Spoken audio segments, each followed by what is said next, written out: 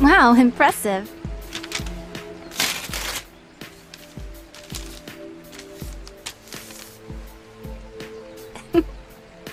You suck. Let me ask you something. If you could instantly fix one problem with the gaming industry, what would be the first thing that pops up in your head?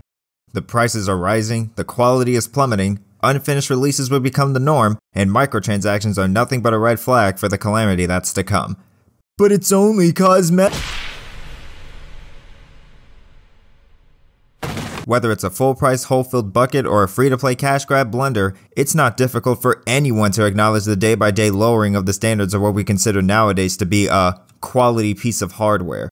While there are some entries that stand above the test of time by rectifying these mistakes to craft gems adored by all, those gems are few and far in between.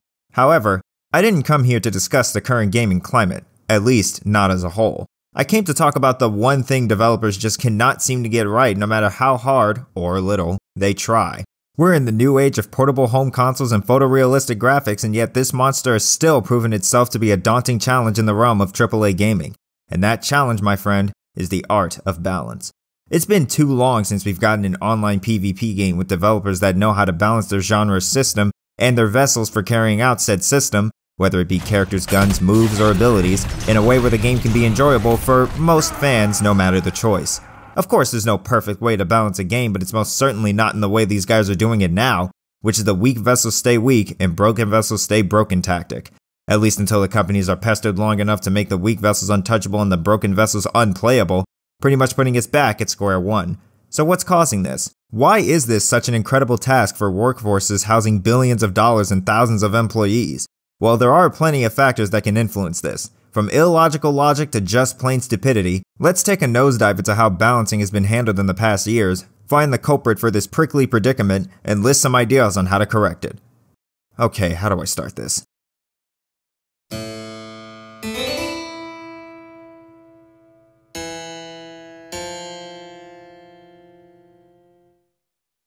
There used to be a time in the distant past where infinites, godlike frame data, glitches, and unnecessary difficulty spikes were something we just had to deal with. Well, not anymore, because in the day of internet connections and broken dreams, updates and patches have come to our aid. And it's still pretty much the same.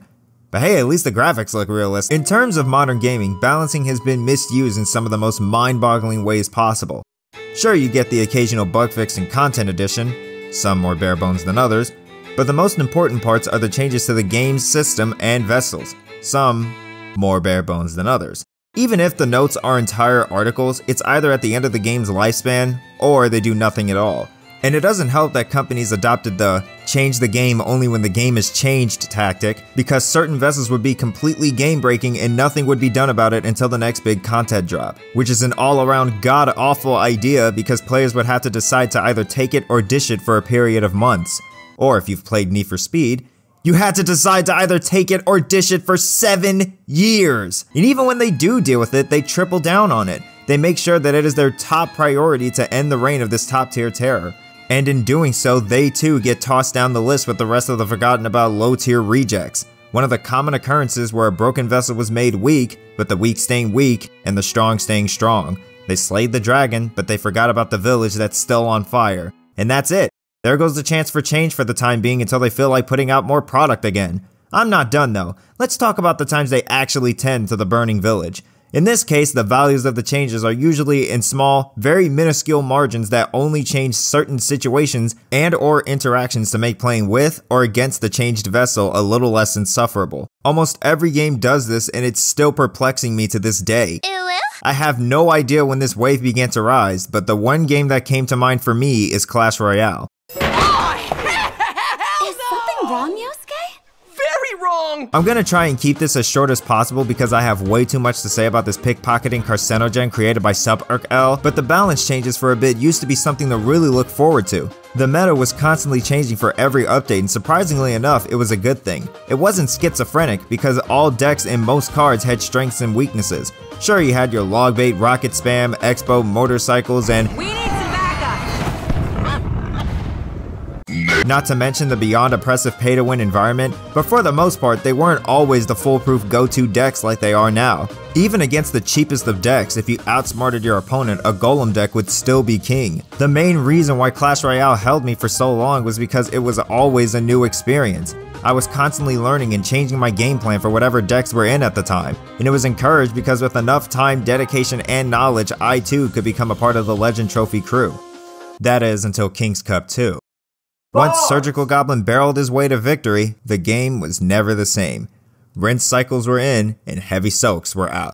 As the values got smaller and the dev explanations got longer, or for these goons, inconsistent, we have three main goals when doing monthly balance changes. We want to make sure that every card is viable in at least one successful deck. We want as many viable, successful decks in the metagame at a single time as possible, but we don't want any one deck to dominate. Oh my god, bro. Oh, hell no, man. What the fuck? The meta turned static.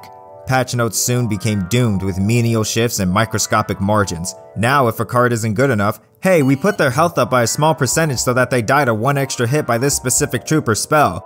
Or if we're on the other side of the spectrum, hey, we tone their damage down so it takes one more hit to get rid of this specific troop or take down a tower. They're receiving 6% damage reduction. This will affect goblins, goblin gang, and the goblin barrel. Not much will change with the regular goblins versus troops.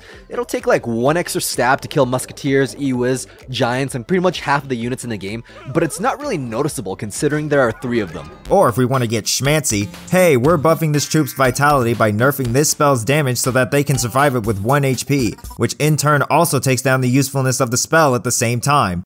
Double whammy! Now, if a massive amount of the community, in this case we're talking over 90%, complain about the same problem, on some rare occasions they do implement a big change here and there. It's usually a rework, but other times they adjust the sliders accordingly. Only problem is, they don't work.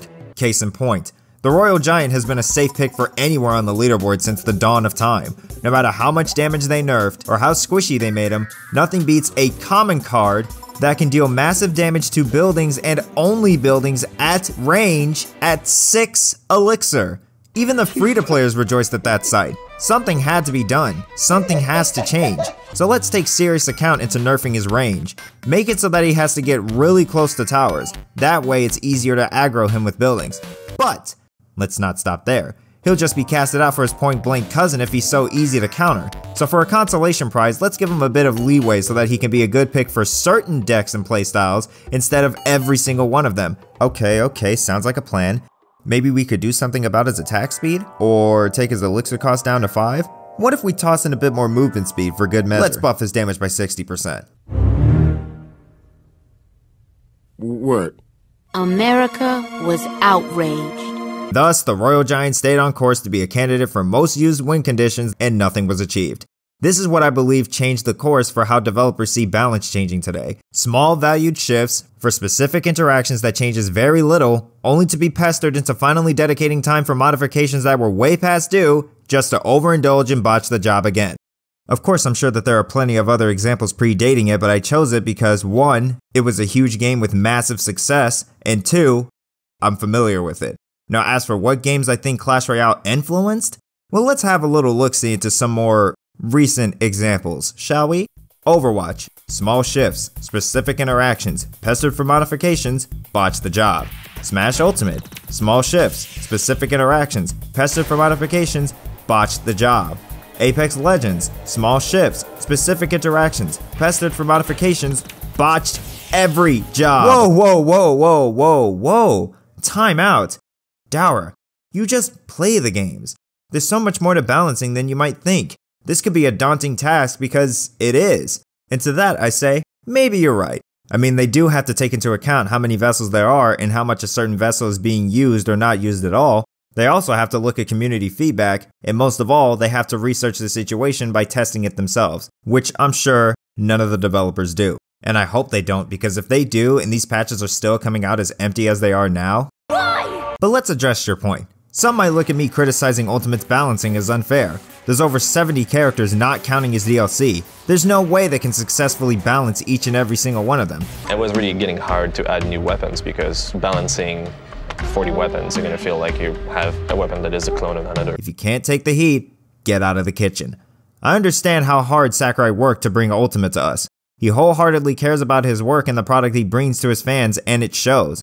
Don't get me wrong, that's commendable, but that does not automatically make Ultimate a good and or balanced game. The debate on Ultimate's quality can be discussed elsewhere, but one thing is true. The game is unbalanced. And it's not only the characters themselves, it's the fighting game structure they're put in. If you've played Ultimate long enough, you'll know that this game put relentless aggression and gimping tactics to the highest order. If your main in Smash 4 had an exploitable recovery or is just terrible off stage, the disadvantage of your main from then to now has risen exponentially. It's easier to gimp now more than ever, and the aggression I mentioned previously pays dividends for that method. The aggressive aspect of Ultimate is cool and everything, but it also unintentionally nerfs characters that don't really fit into this game's structure. Byleth is difficult to win with because even though he's considered by Sakurai himself to be the distance demon, most of Byleth's longest range moves are unsafe on shield. Only exceptions are his Fair, which barely kills at the higher percentages, or his Bear, which kills much earlier but the sweet spot is inconsistent.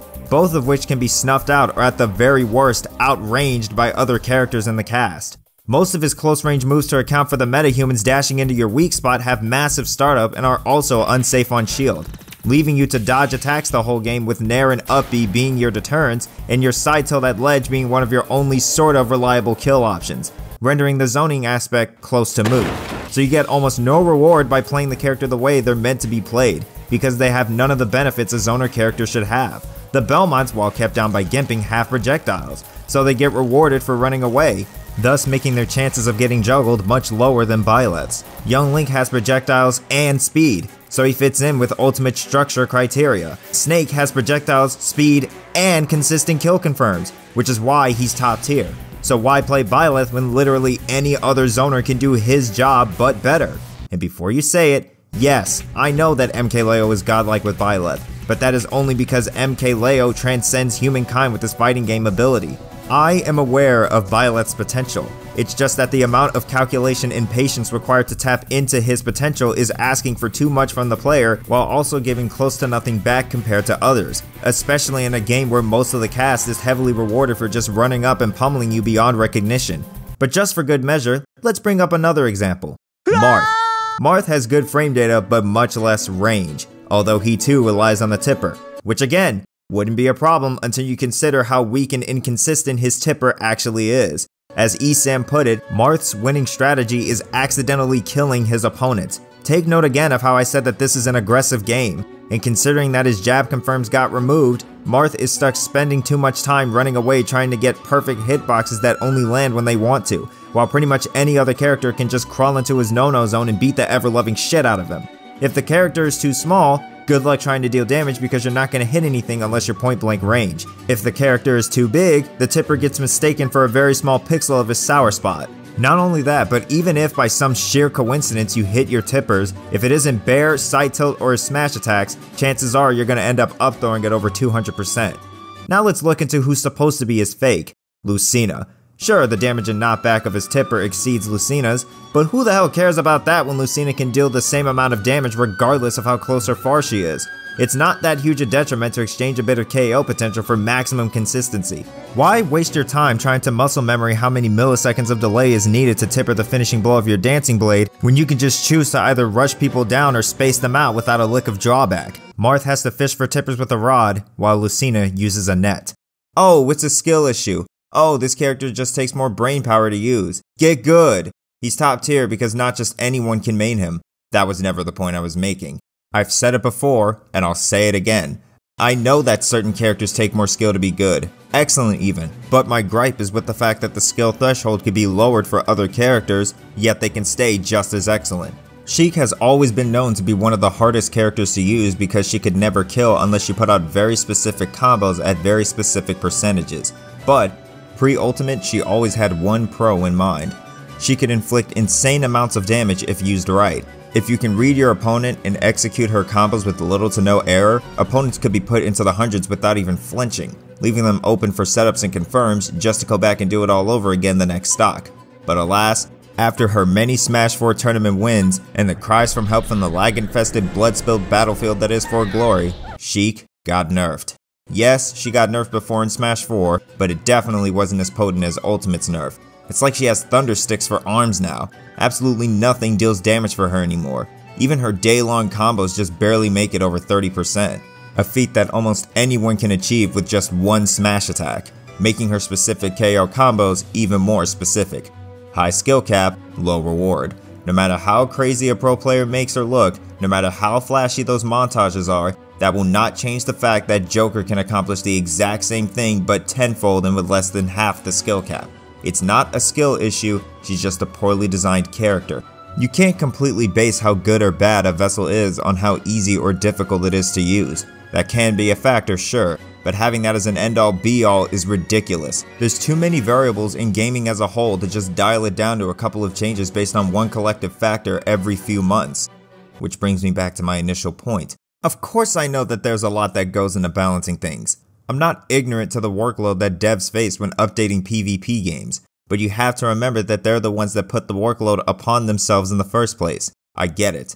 Communities ask and ask and ask. Many things will, to some degree, be at the fault of the loudest and most unforgiving part of the fanbase, but at the end of the day, it is up to you to make sure that you have the information and time to balance your system and your system's vessels to the very best of your ability, even if that means delays or lack of a release date. They're not the ones making the game for your community, you are. But remember that it goes both ways. If you've given them a reason to be skeptical about what's coming out next, newsflash, it is all your doing. So how do we fix this? How do we better ourselves in our jobs as developers to balance this game in a way that the majority of our fanbase can agree on? I don't have the perfect way, obviously, but I can at the very least use what I know from all of my years of gaming to try and look for a viable solution to apply to game development. And the basis of my solution is evidence and research. Let me explain.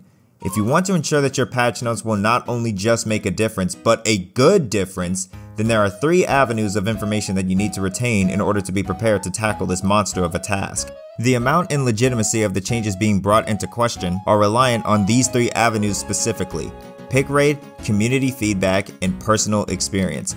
If any of this sounds familiar, it's because the Clash devs supposedly use this same strategy, which is interesting because recent events have shown that they're not really doing a good job of putting it into practice. So it would probably be a good time to tell you that even though this looks to be a simple task, it is by no means an easy one. When it comes to community feedback, you're going toe-to-toe with one of the most inconsistent groups in the history of the internet. So here's some advice. I've mentioned before that you are the one making this game for them. That means you also have to make peace with the fact that pleasing everyone pleases no one. Don't make the game for the easy-bake ovens that drop the game whenever something isn't the difficulty of Tap Legends, and don't make the game for the sweatbands that drop the game the moment it isn't tailored to how they think it should be played. Make it for the dedicated fanbase that supports your craft regardless of how casual or competitive it is. Create it for the part of the community that adores your work not only by praising it, but by critiquing it as well. Many developers see bad reviews or issues being brought up as hate. We launched Star Wars Battlefront and we got a lot of feedback. A lot of it positive and a bunch of it constructive. Dumbass. And in some cases that can be true, but when it has evidence backing it, they're not trying to bring you down, they just want to see you rise up. And the only way they see you doing it is by listening to their voices and taking it as advice. But which voices do I listen to? That is an excellent question. I have to admit, there is a great deal of white noise to filter out because people just love to complain, which can make your job that much harder. But don't fret, pick rate and personal experience are here to save the day. Kinda. The idea of pick rate being applied to your deductions isn't a bad idea at all. The problem is that companies nowadays live and breathe by it. They seem to think that it's so effortless to understand. If a lot of people are using it, it's overpowered. And if it's not being used at all, it's underpowered. Clash Royale tried to bamboozle us with this type of logic too, but it's flawed. Very flawed. Refer to Overwatch 0.5. Mercy is probably the worst main healer in the game and has been so for years. No matter how hard her fans were trying to turn the tide, Blizzard wouldn't budge. Even with the so-called reworks and changes coming with the sequel territory, it did fuck all to help Mercy. Yet we learned from the devs being questioned after a patch that was a little over a month ago, Mercy's pick rate is much higher than most heroes. This isn't making any sense. Mercy has proved time and time again that she can't keep up with her competitors, yet her pick rate puts her higher than Lucio and Ana. How is this even possible? It's actually because of a certain character, someone anyone under the HP of 200 knows dearly, Sojourn. Mercy's damage buff, despite Sojourn being nerfed in a previous patch, one-shots squishies. Considering that most of the cast is around her kill zone and barrier tanks died with the game's momentum, the duo is hard to beat. which in turn lead people to spam Mercy Sojourn comps. But here's where it gets bad. Blizzard themselves told us that they know Sojourn has an effect. So what do? Stop me if you've heard this one before. They nerfed Sojourn in hopes to take down Mercy's pick rate, while at the same time allowing some breathing room for other heroes to not get sniped into oblivion. Double whammy! Sojourn barely stays Sojourn, and Mercy is pretty much considered useless. Again, slaying the dragon but not extinguishing the fire.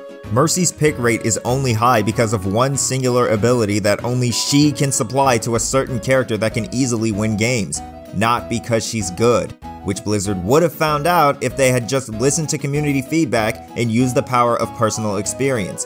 What do I mean by personal experience, you ask?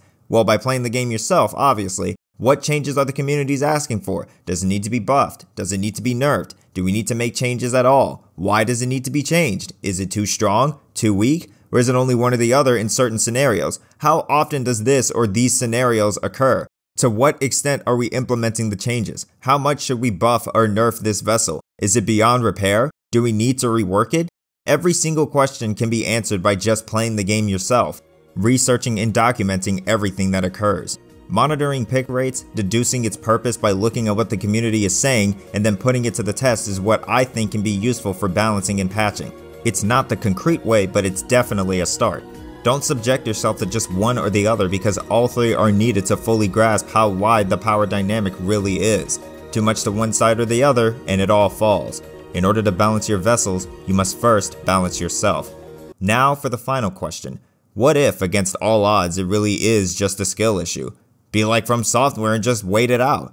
If people ask questions or are just endlessly complaining, tell them that you're not going to change it because there is no need. Just adapt. Get good.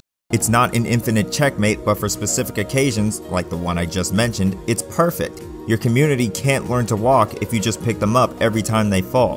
The community can't be a community for long if they're not allowed to evolve. There's two sides to this relationship. You guys did your job, and now it's our turn. Don't hold hands or try to stop wars before they start. That's where the entitlement starts to fester. Sure, we argue and fight, but all that matters is that we come to a place of understanding on our own volition. With enough time, there's going to be a part of your fanbase that will take matters into their own hands. When faced with the challenge, they all come together and rise against the opposition. But not only them, once they start pushing back, the rest of the community follows suit. It's a beautiful sight to behold. Sooner or later, they accept it for what it is. Difficulty and challenge become a learning process. Adversity is encouraged. A legacy starts to bloom. The heat of hard work from both sides tests the gold of your creation, and out comes a gem to be adored by all.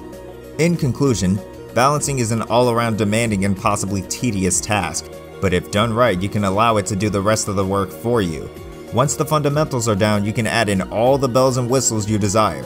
Given that it doesn't manipulate or throttle your community's pockets, yeah, easy money is dangling like keys to a baby, but recent events have shown that nothing beats the longevity of a hard day's work.